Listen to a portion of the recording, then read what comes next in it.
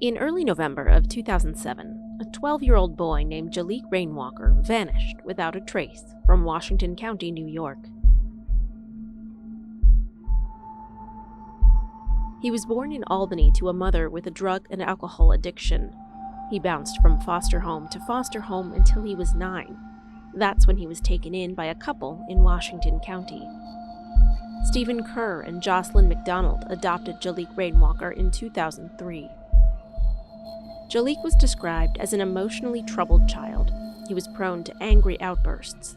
The day before he went missing, he had been staying for several days at a respite home in Altamont after threatening another child. Stephen Kerr picked Jaliek up from the home on Halloween afternoon. The two were seen eating dinner around 8 p.m. at the Red Robin restaurant in Latham.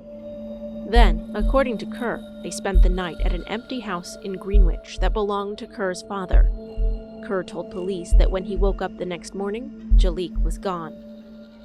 Kerr and his wife Jocelyn McDonald reported Jaliek missing the next day. They said they believed he ran away. Cambridge Greenwich Police Chief George Bell led the search efforts to find Jaliek in the days, months, and years after he disappeared. Bell died in 2018, but until his dying day, he believed Jaliek was murdered.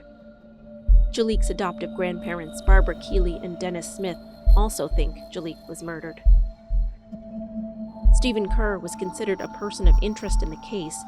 Police say his cell phone records show he lied about where he and Jaliek were the night Jaliek disappeared. Kerr refused a lie detector test. Kerr was never charged in connection with the disappearance of his adopted son.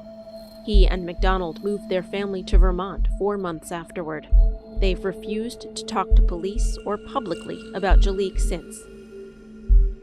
In 2012, 5 years after Jaliek went missing, state and local police moved Jaliek's case from a missing person to a probable child homicide.